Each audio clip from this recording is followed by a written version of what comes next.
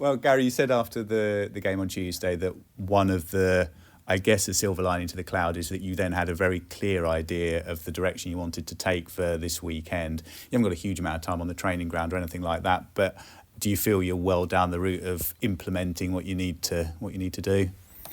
Yeah, look, no, of course. I think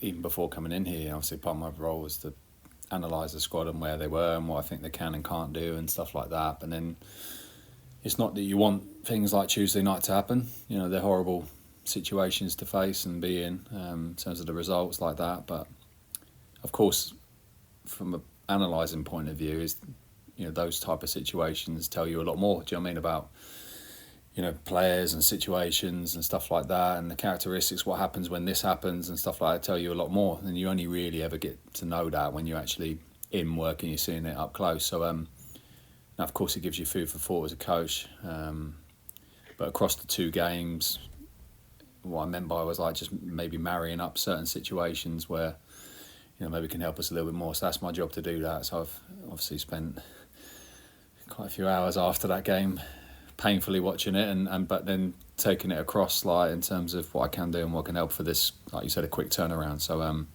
we've been working on a few things today, and obviously we've got tomorrow as well. And then I think the key for us is, as much as you don't want those things to happen, is the beauty of football is it gives you an opportunity to respond to something like that. So what I'm expecting and what I'm confident we'll see is a positive response to a result like that. Yeah, that's the massive thing, isn't it? It's a complete cliche, but it's only one game. Okay, the goal difference isn't ideal, but it's one match, and you don't want it to drag you down moving forward. And I guess, well, particularly being new in through the door as the manager, you can try and take quite a lot of that responsibility yourself. You're saying to the players, look, it was a horrible night, but if this is on me, I can help you out here. Yeah.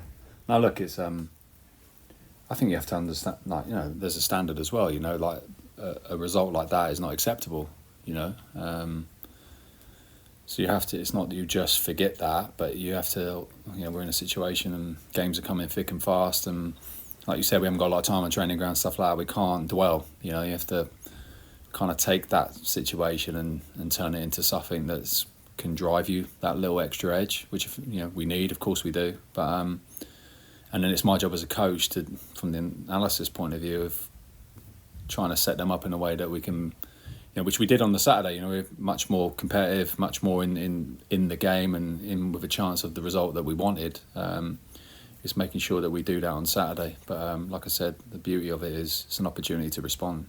So we'll see. I'm confident speaking to them obviously after the game, and then today we're working through it. I said before they're a good group of lads. Do you know what I mean? And yes, they're not the most confident, but they're not, jaws on the floor, so they're in a good way. Of course, we'd like to be more common, but results bring that. So we haven't got time. The other bit is it's in our hands.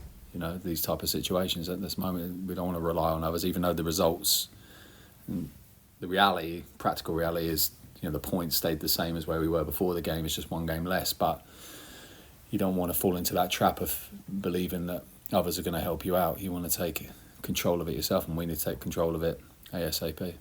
With the approach for this weekend, clearly one way you could look at it, after a 6-0, for any of the players, if you decide to change a lot around, nobody can really have a complaint. Equally, when you haven't got a lot of time, and with everything else that's been going on, you might feel that a certain level of consistency is really important. How do you look at it? Yeah, what would you decide? Well, no, I'm asking you. Well, sadly, no one would really be interested in my views, but I would probably lean towards. I think the consistency is quite important, particularly given as even in available minutes, whether it's time on the training ground. There's not a lot of time there. No, look, it's like you're right. I think it is a. Continuity is good, but there's also game-by-game situation. Again, like our players are after games, a lot of them have niggles. There's all sorts of situations going on. When you've had a long season, injuries coming back, who's available, who's not. So, but yeah, the key is just to formulate the right plan, try and give them the right detail, and then, of course, then they have to go out there and try and deliver it. We didn't deliver that on Tuesday at all, to the levels that they are capable of. And that's the key to it. It's not. I'm not talking about a squad or a team that's not capable of of getting results in this league. They've shown it across the season in certain periods that they're more than capable of giving any team in this league the right game. But we need more of them sooner rather than later, don't we? So we're just geared on. To be honest with you, we're just geared and focused towards Reading. It has to be that way. So I'll make the selections that I feel can help the team, and whatever approach we take, what's best for that. But then don't forget, it's like there's adjustments in games that we can do and help the team. So yeah, try and pick the right team as always, with the right intention to go and do the job that we need to do. With Reading, is there an argument to say they've, given everything that's been going on, they've had quite an impressive season to be in the position they are? Yeah, they're a very good team. I think like probably the quality of their squad, probably their position doesn't really tell the truth of probably how good they are. But of course, like any team in those situations, there's lots of ups and downs, isn't there? There's been some really good performances from them, and then more recently they're not so good, but a very up and down team, very hard to predict which one type of level you're going to get from them. But what they do have is some experience and some quality. So, but again, we need to get ourselves right. It's sort of different. Saturday we were more right than wrong, and then Tuesday we were wrong. Do you know what I mean? It's like it didn't really matter what the other team does. It's like you have to get your level of performance and the role that you're playing at your highest level. I think that's really been the mantra since I come in. It will be for the remainders of the game. The games that we have left is we have to get ourselves at the right level in terms of like the intensities and the roles that we're doing. So yeah, again, focused on ourselves for this game against Reading. Yeah, and presumably quite important as well, given all of the background noise at Reading, and we've seen protests in previous games. They've had a really bad week off the field. People are wondering, what will happen at the weekend? Really important that you do just have, in that respect, in particular, the focus on yourself. Yeah, look, I've been that side of it for them, and I feel for them on that side of it, but we can't focus on that. That's not our responsibility to focus on that, or it's nothing to do with us. We have to focus on us going down there with the right game plan, the right idea, the right level of performance, and getting the result that we want. So we're just fully focused on that. And without giving away any key details, you mentioned the kind of usual knocks or niggles. Is the injury situation largely as it was for Tuesday night? It's not changed from before, so there's no more injuries. But yeah, a couple trained back with us, like a bit more progression. Gasson and Fajiri, obviously Gibbs as well. It's good to see them back out, and the three of them trained with the team today, full training, so that was great. Gibbs a little bit more than the other two, a couple of days more. So it's good. Like I said, we need options, especially with this running. As it goes on, freshness and stuff like that. Maybe it allows me to do a couple of other things that I could possibly do to help. So yeah, really pleased that they're back in the squad. Yeah, it's a fairly obvious one with Jubril, and we've seen it previously when he's been in the team. Of course, one of the things he brings to the party is his pace, which is not so much the case for Ryan Bennett and Michael Morrison. So good to have that in the mix when you can get it. Yes, and it's, like I said, it's another option. It allows you to do, or have the possibilities of adding certain things that you maybe can't do with, as it is right now. But like, if I'm honest, that's not the ultimate focus for me. It's whatever team goes on the pitch is try and do it to what we know they're capable of, and that's what we're focused on. That's what I'm trying to drive them towards. But yeah, having those options, whether that's starting games or within games and stuff like that, does add an extra bit of ability to manoeuvre, which is always great if you're a coach. And so it's great that those guys are back in the squad and back in trainings, and looking forward to having them back. Yeah, and looking out the window at the moment, the sun is shining. It's looking a bit more like spring. You get through Saturday's game with the international break. Presuming that's a big boost for you, that you'll actually have a clear period to really work with the players. Yeah, of course, and try and use that period to really work and nail down some more detail. Like I said, it's I'm limited to the ideas completely of what we're going to do, but it's nailing what like I said, the strengths of the team, the capabilities. It's like try and nail that down even further. We want to try and go into that week, of course, with a good result behind us, a good feeling about it. That always makes those type of weeks feel a little bit better. But whichever way that week, it would be about making sure that we work on things that we need to work on, assessing, where we're at and what we need to do. Brilliant, it's great for me. Cheers. With Fajiri and Ghassan, is Saturday too soon? You mentioned they've only been involved fully sort of today for the first time, perhaps. Would Saturday be too soon for them? No, we'll see. See them? No, yeah, look, I think we've got another training tomorrow, so we'll see. But we need options, So it's not that I would ever put a player in a situation where they can re-injure or they're not ready. But if they feel good and they are right and they look where I feel that they need to be, and obviously speaking with the medical guys and the players themselves, if they're ready, then it's an option for us to use. So they did very well today, no reaction.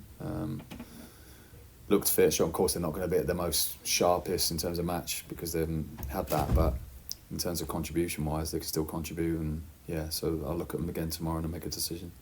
And with them two back in the fold potentially, there's some serious options you've got up front, sort of 5 lads that can all play. That must be really a big boost when you need some goals. Yeah, it's great, and like I said, in the games that are going to come, for a number of reasons, isn't it? It's maybe something that you can see where 1 or 2 of those profiles suit that game, or it's a freshness thing, or it's even within games you can change things up a little bit more and hopefully add a different dynamic. So having those options will be a boost for not just me, but I think for everyone. The players and themselves. The players themselves, I'm sure they're eager to get back out on the. Well, I can see, they're eager being back out on the pitch. So taking that enthusiasm, that can often give a spark as well. So just that fresh enthusiasm, will help the team and the squad in this and the rest of the season for sure. You finished, I think, in a 3-5-2 shape on Tuesday night. Is that something we could potentially see from the start of games? I'm not expecting you to tell me how you're going to line up against Reading, but do you think you've got the personnel to start games like that as well? Yeah, within reason, yeah. But it's definitely an option. There's certain ways, again, in an idealist way, like moving forward beyond this year, I can see real clear ways that we can do certain things and help that, but because we're focused right here and now, that is an option for sure. So we'll see. I think it's just making a judgment on how we're going to do that against who we're going to play, and try and make sure I make that decision right and make it at the right time. But I think it showed a little bit, even though it was a horrible game for us, it just showed some sort of possibilities as well. Yeah. So that's what I'm saying, when I look out of that game, even the 2 games, it's given me a lot of food for thought on what we can potentially do. What does that shape give you, a 3-5-2, that perhaps others don't? What's the sort of benefits and pluses from that? Well, I think you saw that more from Lincoln than our one. You can talk about formations all day. All different formations give you different things, but what it is the principles more than anything that go with those formations. The tactics within it, what you use, or strategies, whatever way that you choose it is really. So the formations don't really say, if we played with a 3-5-2 or whatever it is, it's this, and it's the principles that you put with it. So we didn't see. Obviously, we saw Lincoln using that with their principles. So obviously we were in a more makeshift way of trying to stem some sort of flow. But it's a possibility moving forward. Yeah. Good for me. Gary, we talk about confidence a lot in situations like this. How important is it for you as a manager and for the team as a whole, for the senior players, to really step up and take a leadership role, those people who've got the experience? Of course, it's crucial. All of us, we all bear that responsibility. Of course, myself included. My leadership comes through, how I speak with the players, trying to give them direction on what we want to do and how we do it. And then obviously that leadership from within, we, like you said, there was senior players, but not just senior players. I think young players as well can lead by example. Young Liam, for example, has come through the club. He's the type of player that may not be the most vocal, but he I think he's the type that will lead through example of his application on the pitch and his effort and his commitment. So there's many different ways of leading that from within, but of course. But we spoke about that. I said they're a good group. They're a very honest group with each other. Discussions that I've had with them, and individually and collectively, that's the good thing about in this type of situation. There's no divide or yes, we're not at our highest confidence, but there's no divide in the group. They're very much a together group, which is great. And we're going to need that. But that leadership comes from within, and I've seen that every day. Do you know what I mean? I've seen, obviously I have chats with the leaders within the group, also with the ones that maybe not so much, and then for me to try and lead them from the front with the right information and with the right approach that we need to coming into these games. And obviously, whatever happens in the next 9 games, there's still another season after this one. How much can you focus on that, or is it literally just laser focused on the last 9 weeks? You let other people get on with the planning for next season at this stage? Yeah, I can't defer from what the task ahead. It's Saturday. That's all that matters to me and matters to everyone I'm affecting right now, and how we're preparing is all for Saturday. I can't look beyond that. It's so important that we take advantage of as many games as we can in these run of 9 games and get as many points as we can. That's the game we're in. I haven't really focused beyond that. Of course, I know what's beyond that. That's a big part of the reason why I came here. But I can't focus beyond this game on Saturday, to be honest. Cheers. Garry, how concerned are you by what you saw from your side on Tuesday? Oh, look, I think you don't ever want to experience that, and players don't want to experience that, but unfortunately it happens at times. I think you spoke to everyone in football in these positions. We've all been through it one time or another. And as much as the standard of it is you don't accept those it's not acceptable, those type of results. What football does, I said it earlier, what it does allow is give you an opportunity to put it right. We have an opportunity to put that right, a couple of days later, and that's where all the fight and determination needs to be, and that's what we've talked about straight after the game, and since we've come back in and looking to see that in the performance on Saturday. What was the dressing room like after a defeat like that? Jack Lancaster said it was deflated. Was it angry as well, and were you angry with the players afterwards? Yeah, look, of course all those feelings are there. When you're a professional and you're in those situations, it's a hard one to take. So of course all those emotions and everything like that afterwards are there. But I think my role as a coach is we've got a situation where, like I said, it's a good group because there's no divide in them. Often those type of situations, I've seen it before, there's divide in the changing rooms, that just worsens it with a result like that, and then very difficult to bridge that all together. That's definitely not here within this group. And that's what helps in these situations, is then, okay, that's what it is. We don't accept it, but we can use that as a starting point or a turning point to make sure that the next game that we got, which is only a few days later, we can put all that frustration and anger and whatever emotions you said there, into that game that's coming up. So that's the aim. That's what we've talked about. That's what we're trying to show them, and then set them up in a way where we can go and get a positive result. Does the result highlight the scale of the task that you've taken on and how much that needs fixing? No, look, again, I'm just focused on what we need to do. The situation is what it is. The squad is what it is. They're good lads and enjoy working with them, and will do throughout all my time here. So I'm just focused game by game. So hugely frustrated and disappointed with the game on Tuesday, but we have to move forward. We have to, it's in our hands. Whilst it's in our hands, you have to fight even harder. So I'll be looking for that on Saturday, and I'm sure that we'll get that. Yeah, you're speaking about Reading there. What are you looking from your side on Saturday? Is it more than anything a performance that shows the fights there?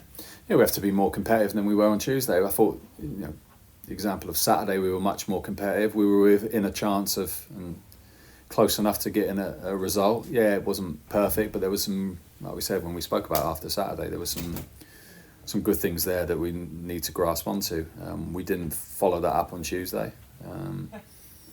But again, could talk about Reading all day, but yeah, I'm more focused on us and what we need to do. So we're preparing, trying to prepare the players as best as possible to go into that game and tactical view and all that side of it, but from a mental point of view as well, to make sure that they can go onto the pitch without any of that fear and go and deliver a performance that we need. So that's what we're doing, preparing for. Yes, it's 4 points from the last 9 games now, 20th in the table. How worried are you by the prospect of relegation this season? No, I'm not worried. I'm just focused. I believe there's more than enough in this squad. I think they've shown across the course of the season in certain periods that they're more than capable of getting results. I don't see any different, even off the back of a result that we had on Tuesday. I don't see any different. My view hasn't changed on that. It's just, of course, we want those results quicker and sooner rather than later, but we have 9 games to get those results. So game by game, focus, each game at a time, and try and make sure that we're in the opportunity of getting those points. I truly believe that we will get those points. I wouldn't be here if I didn't believe that, and I see the capabilities in them. So I'm confident, even though off the back of that result, it doesn't deter my sort of thought process in terms of what I think the guys can achieve. Do you think there's a lot that needs fixing? Because obviously you've said that one thing to come out on Tuesday, you thought that the side might need to be more defensively solid away from home, but is it more than that? Look, we'll do all of that when the season's done. I think right now is just selecting the team and selecting the setup and trying to help the players where I best see fit. And of course that's a moving target. Saturday was a different feeling because of the result and parts of the game where we were good. And Tuesday's a different feeling. So it's a different, it's constantly a moving target in terms of how you feel you can help a team. It's not just set in stone. So it's not just about the feeling, it's about what you saw as well. And then, can we go to this next game depending on the opponent? Might need to tweak a few things, set up maybe slightly differently and stuff like that. But with the intention of making sure that we're in the chance and opportunity of getting the points. So that's all I'm focused on. That's all I really care about, if I'm honest. Just a couple of questions for clarity. Are you planning to make some changes to personnel off the back of that performance on Tuesday? We'll see. Okay. And in terms of timescales for some injured players, some of the fans in general have been wondering about timescales for some of the longer term injured. Have you got those to hand, or would you be able I need to bring my sheet in, don't I? Can you bring it in? I haven't got it on my table. Do you want me to go and get the physio? You can speak to the physio if you want. Do you want me to go and get the medic in? Yeah. Yeah? Yeah, you want to, yeah, if he's going to give me timescales. Yeah, but he might be treating people at the moment. I think he's got his hands full. Okay.